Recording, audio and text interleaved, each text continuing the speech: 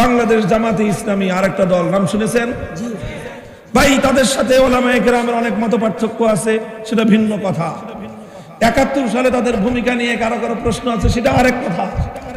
কিন্তু এই বাংলাদেশ জামাতে ইসলামীকে হাইকোর্ট, সর্বোচ্চ আদালত বাংলাদেশ জামাতে ইসলামের নিবন্ধন বাতিলের নির্দেশ দিয়েছিল। কেন? কেন?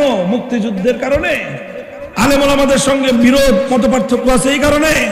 একটা কারণে, সেই কারণ হলো জামাতে ইসলামের সংবিধানে আল্লাহর সার্বভৌমত্বের কথা বলা হয়েছে। অর্থাৎ তারা সংবিধানে একটা কথা আছে যে আইন চলবে একমাত্র কার? এই কথাটা কেন বলল? এই কথা বলার কারণে বাংলাদেশের সংবিধান এটাকে অ্যাকসেপ্ট করে না।